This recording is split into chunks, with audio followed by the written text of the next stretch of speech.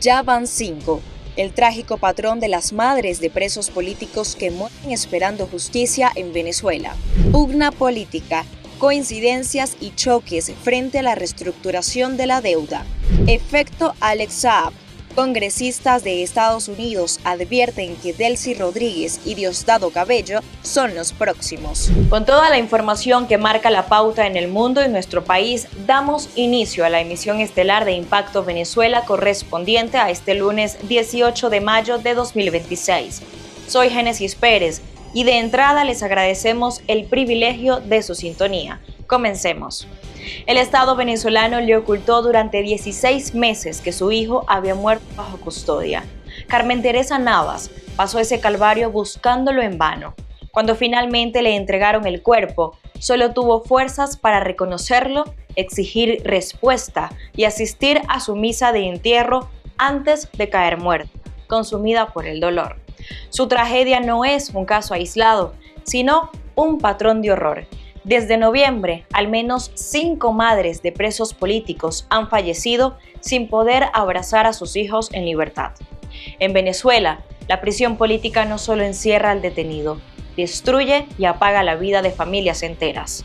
Quique Frías con el informe. Después de más de un año queriendo saber dónde estaba su hijo Víctor Hugo Quero Navas y tras visibilizarse que murió en manos del Estado venezolano, Carmen Teresa Navas finalmente falleció, atormentada por el dolor de que se lo arrebataron, de no poderle dar un último abrazo y con toda una sociedad venezolana indignada. Falleció la abuela Carmen Teresa Navas, madre del preso político Víctor Hugo Quero Navas. Estaba muy apagada, dijo que se sentía mal, fue llevada a un centro asistencial, tensión bien, electrocardiograma bien, pero se estaba apagando. En la mañana muy apagadita, casi no quería comer, hasta que avisó, siento que no puedo respirar, y fue trasladada hasta un centro asistencial donde falleció. El caso Víctor Hugo Quero Navas ejemplariza un patrón en Venezuela de detención, desaparición, silencio oficial y muerte bajo custodia. El hijo de Carmen fue detenido un 1 de enero de 2025 sin cargos, delitos ni hechos. El Estado, controlado por el chavismo, terminó admitiendo que Víctor Hugo había muerto el 24 de julio de 2025 en el Hospital Militar de Caracas. El sistema judicial hizo sufrir a su madre por meses. Porque me mataron a mi hijo. Nunca me dejaron verlo. Y el dolor de una madre no lo supera nadie. Al respecto, la líder opositora y Premio Nobel de la Paz 2025, María Corina Machado, aseguró que el caso es uno de sufrimiento, crueldad e impunidad y que en la reconstrucción del país no debe olvidarse que exista justicia, memoria y reparación. No murió solo una madre. Se apagó una mujer que convirtió el dolor en coraje y la desesperación en denuncia. Desde noviembre de 2025 se han registrado 5 fallecimientos de madres de reos, estos sin ver a sus hijos libres. Jenny Barrios murió el 5 de noviembre. 7 días después, su hijo Diego Sierra Alta recibió boleta de excarcelación. Carmen Dávila, de 90 años, falleció el 22 de enero cuando su hijo Jorge Yespica ya había sido excarcelado, pero ella estaba sedada y con asistencia respiratoria. Ese mismo día murió Yareli Salas, madre de Kevin Orozco, quien salió 3 días después. Omaira Navas pudo reencontrarse con su hijo, el periodista Ramón Centeno, quien fue excarcelado, pero falleció 13 días después. La cárcel política no solo cuenta presos, también deja madres muertas esperando justicia. Aquí es donde yo digo que el nivel de crueldad es grande. Yo no entiendo por qué si tú aprendes a una persona, bien sea por una orden judicial o sorprendiste flagrantemente, ¿por qué no informa que esa persona está retenida en determinado lugar? Y permítele que esa persona se comunique con sus familiares. Y en este mismo contexto, el preso político Hugo Marino cumple 7 años de desaparición forzada. Su madre, Beatriz, ruega y pide una fe de vida. Que el régimen me dé fe de vida de mi hijo. Ayúdenme a presionar para que me respondan y no sigan escondiendo la desaparición forzada de mi hijo. Debo encontrar la verdad. La indignación por el caso de Carmen Teresa Navas también llegó a la calle. Movimientos estudiantiles salieron a protestar para exigir justicia por Víctor Hugo Quero Navas y denunciar el sufrimiento impuesto a su madre durante más de un año de búsqueda. La manifestación terminó en choques con fuerzas de seguridad, mientras los jóvenes responsabilizaron de la muerte al régimen de Delcy Rodríguez.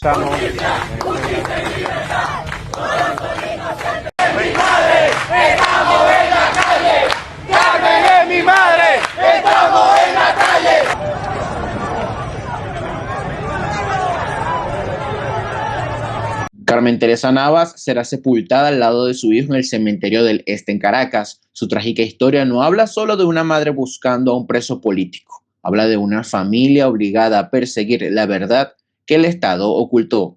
Reportó para ustedes Quique Frías. Impacto Venezuela. El aparato represivo en Venezuela no da tregua y mantiene su foco sobre el mismo objetivo, el partido de María Corina Machado. En apenas 10 días, 3 coordinadores de 20 Venezuela fueron interceptados en puestos de control viales, donde sufrieron la confiscación forzosa de sus teléfonos celulares. Esta nueva modalidad de hostigamiento confirma que la organización de Machado, por ser la estructura más sólida y articulada de la oposición, continúa en la primera línea de la persecución política. Juan Gutiérrez Gamba nos amplía esta información. Venezuela habla de transición, pero el aparato del Estado, diseñado para perseguir la oposición, sigue operando. 20 Venezuela, el partido de María Corina Machado, fue identificado desde 2024 como el blanco predilecto de esa persecución. Sus coordinadores fueron los más detenidos, los más buscados y los últimos en ser liberados. El método más reciente es la alcalaba. En los últimos 10 días, 3 coordinadores del partido de la oposición fueron interceptados en puntos de control vial en distintos estados del país. El 14 de mayo, José Rolón y Jeffrey Mata fueron retenidos durante más de 4 horas en Cojedes por la Guardia Nacional. El 17 de mayo, el coordinador del Distrito Capital, Ángel León, desapareció en la Troncal 5 entre Táchira y Barinas. Confiscaron sus documentos y teléfonos, dejándolos totalmente incomunicados durante horas.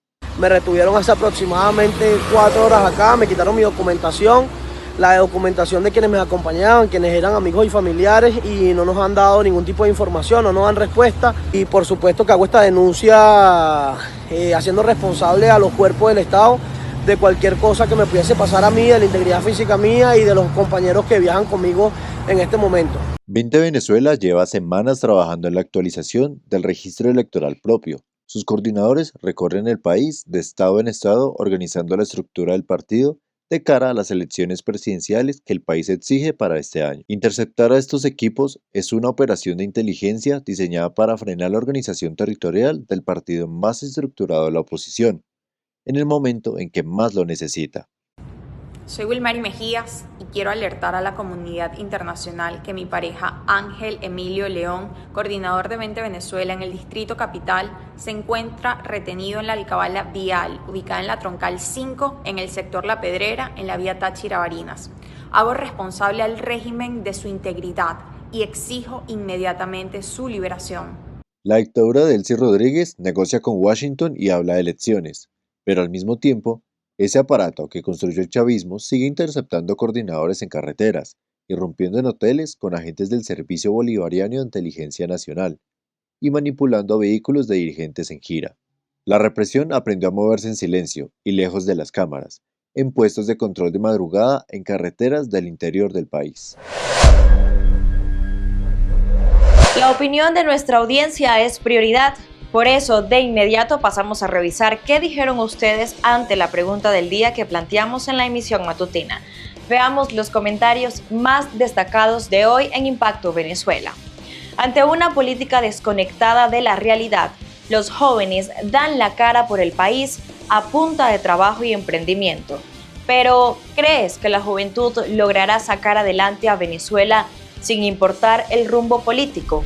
Denise Rangel dice: claro que sí, los jóvenes tienen una visión diferente de la realidad, mientras los políticos piensan en cuánto hay para eso. Los jóvenes inventan a través del emprendimiento, obtener los recursos económicos para su resuelve. Lenin Manrique considera que para el desarrollo de un país es necesaria la participación de todos los sectores.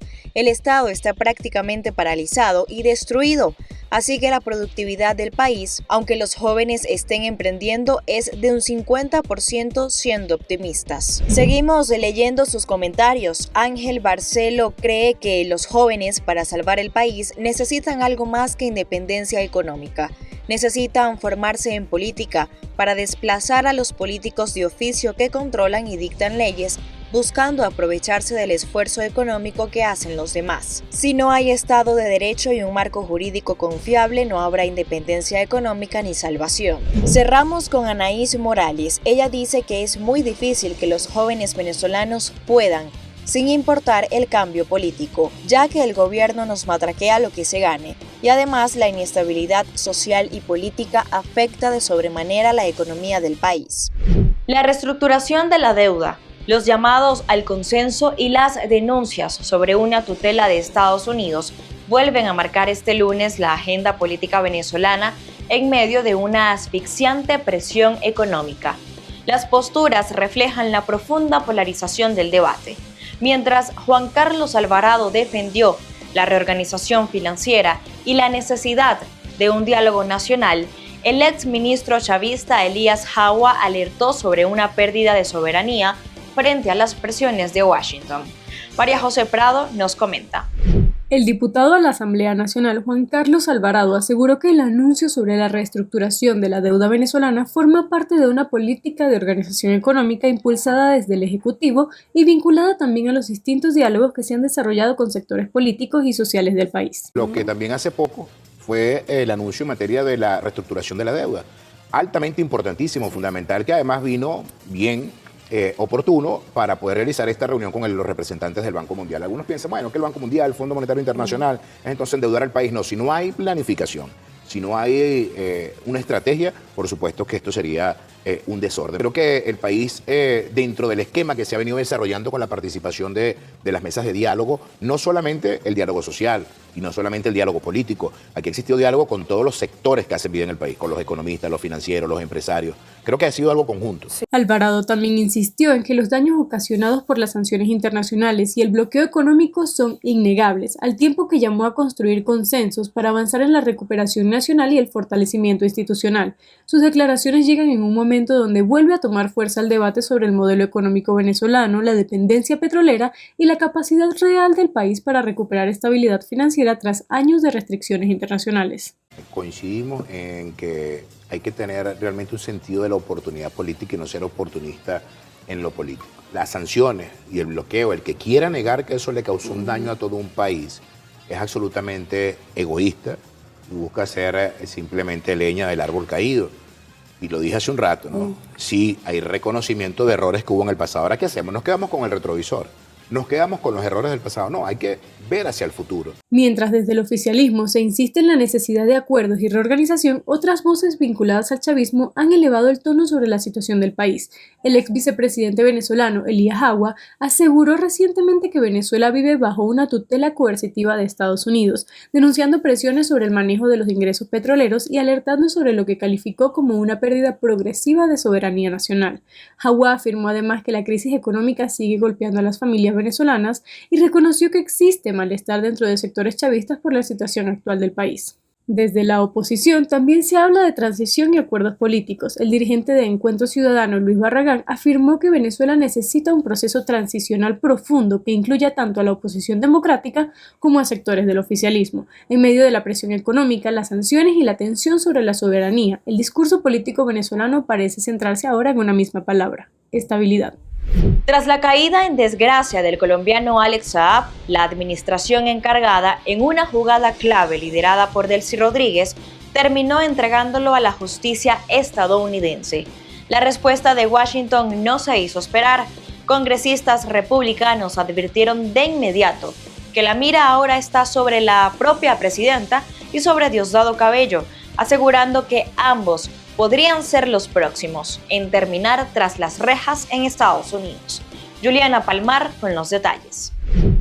Alex Saab, considerado durante años uno de los principales operadores financieros del chavismo, ya está en manos de la justicia estadounidense. Su deportación provocó reacciones inmediatas en Washington. Los congresistas republicanos Carlos Jiménez y Rick Scott aseguraron que la entrega del empresario marca el fin de la impunidad y advirtieron que figuras como Delcy Rodríguez y Diosdado Cabello podrían enfrentar el mismo destino. La medida de deportación fue adoptada tomando en consideración que el referido ciudadano colombiano se encuentra incurso en la comisión de diversos delitos en los Estados Unidos de América, tal como es público, notorio y comunicacional. En medio de la polémica, usuarios en redes sociales denunciaron que Delcy Rodríguez habría eliminado antiguos mensajes publicados en X, antes Twitter, relacionados con Alex Saab, aunque ahora defiende la deportación. Quiero decirle a Venezuela, a todos los venezolanos y a todas las venezolanas, cualquier decisión que asuma el gobierno nacional lo hará por un interés, que es el interés de Venezuela. Cualquier decisión en lo adelante y que hemos tomado desde que asumimos luego de lo que fue el 3 de enero, ha sido por interés de Venezuela, defender a Venezuela. No hay otra consideración. Alex Saab es un ciudadano de origen colombiano, cumplió funciones en Venezuela y son asuntos entre Estados Unidos de Norteamérica y Alex Saab. Durante años, la dirigencia chavista defendió al empresario colombiano, lo calificó como diplomático y denunció su arresto en Cabo Verde como un supuesto secuestro internacional. Pero Diosdado Cabello defendió la acción alegando que Alex Saab es de nacionalidad colombiana. Y sobre todo, es nuestra obligación y lo lograremos. Es nuestra obligación y lograremos la libertad de nuestro hermano Alex Saab, para que vuelva a abrazar a su pequeña hija, para que vuelva a abrazar a sus hijos, a su esposa, para que siga su lucha. Un ciudadano de origen colombiano siempre presentaba una cédula venezolana que no es una cédula legal, no tiene ningún tipo de sustento dentro de el SAIME, que es el organismo que otorga la cédula de Venezuela. Es una fecha de emisión del documento supuestamente del 2004. La figura de Saab quedó ligada a algunos de los negocios más polémicos del chavismo. Investigaciones estadounidenses señalan que participó en contratos vinculados a las cajas CLAP, viviendas de la Gran Misión Vivienda Venezuela y operaciones petroleras. La nueva caída del ex diplomático abre interrogantes sobre hasta dónde podrían llegar las investigaciones en Estados Unidos y hasta dónde el régimen seguirá entregando a los que en algún momento fueron sus aliados. Para Impacto Venezuela, Juliana Palmar. Entramos ahora en escenario global, revisamos de inmediato los hechos que son noticia en el mundo y que ya destacan en los portales web. Comenzamos con el de la casa, Impacto Venezuela. En Perú desarticulan banda vinculada al Tren de Aragua acusada de secuestro, extorsión y tortura. La Policía Nacional del Perú logró desarticular en el distrito del Agustino, en Lima, a la banda criminal conocida como los Herederos del Tren, una facción vinculada a la organización delictiva transnacional Tren de Aragua. Durante el operativo de intervención se capturó a 4 integrantes de la red que se dedicaban activamente a cometer delitos de secuestro, extorsión y tráfico ilícito de drogas en la zona capitalina. Asimismo, en el despliegue policial, las autoridades incautaron diversas armas de fuego, artefactos explosivos, teléfonos celulares utilizados para coordinar los crímenes, dinero en efectivo y sustancias estupefacientes ilegales en un esfuerzo continuo del Estado peruano por frenar el avance de las redes criminales internacionales. Israel abatió al comandante de la Yihad Islámica Palestina en Líbano y destruyó material terrorista de Hezbollah. Las fuerzas de defensa de Israel abatieron en la región libanesa de Baalbek a Wael Mahmoud Abdel Halim, comandante de la Yihad Islámica Palestina en el área de Beca, a quien se acusaba de coordinar operaciones con Hezbollah y planear ataques recientes contra el territorio israelí. La operación militar nocturna apoyada por la Fuerza Aérea incluyó la destrucción de un almacén de misiles antitanque de Hezbollah en esa misma zona, así como la intervención de otros complejos y depósitos de armamento, cargas explosivas y armas ligeras cerca de la aldea del Al-Qiyam. Estas acciones surgen como respuesta directa al lanzamiento de cerca de 200 proyectiles por parte del grupo Shi libanés durante el fin de semana, un hecho calificado por las autoridades israelíes como una flagrante violación a los entendimientos de la tregua, cuya extensión por 45 días adicionales había sido pactada apenas unos días antes en Washington. Irán presenta apresuradamente una nueva propuesta de paz tras advertencia de Trump. El gobierno de Irán presentó a Estados Unidos una contrapropuesta de paz estructurada en 14 puntos que busca poner fin formal a la guerra en un plazo de 30 días.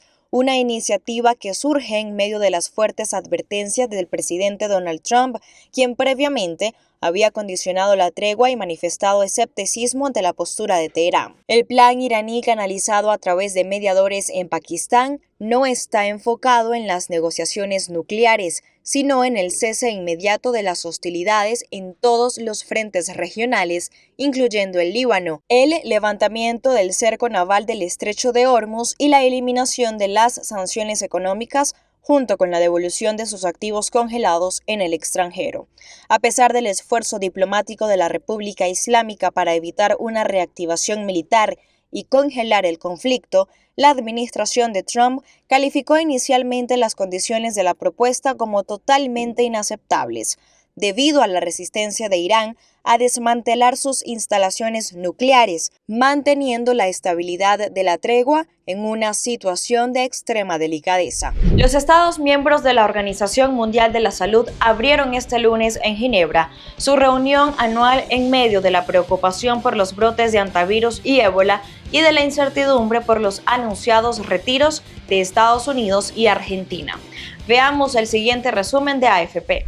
La Organización Mundial de la Salud inició su asamblea anual en medio de las crisis del hantavirus y el ébola. Según su director general, estos 2 episodios son apenas las crisis más recientes en el mundo, preso de múltiples turbulencias. Desde los conflictos hasta la crisis económica, pasando por el cambio climático y los recortes de la ayuda humanitaria, vivimos en un tiempo difícil, peligroso y que genera divisiones. Como todos ustedes saben, la propia OMS ha atravesado un periodo difícil como consecuencia de los recortes repentinos y drásticos en nuestra financiación. El continuo desacuerdo entre los países ricos y las naciones en desarrollo ha bloqueado, por ejemplo, los avances en la pieza clave que falta en el histórico Tratado sobre Pandemias de 2025 de la OMS. Ahora se espera que las negociaciones se prolonguen un año más.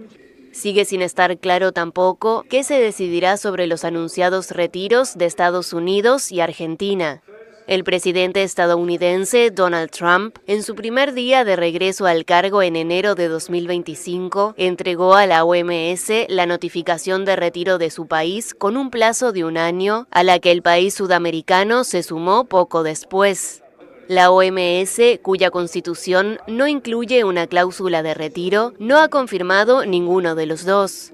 Aunque el periodo de preaviso ya expiró, Washington aún no ha pagado sus cuotas de 2024 ni de 2025 y adeuda alrededor de $260 millones. Así terminamos nuestro recorrido informativo de hoy. Muchas gracias por estar allí. Si les gustó este contenido, recuerden dejar su like, suscribirse a nuestro canal de YouTube y activar la campanita para no perderse nada. Nos encontramos mañana en una nueva emisión de Impacto Venezuela. Hasta entonces.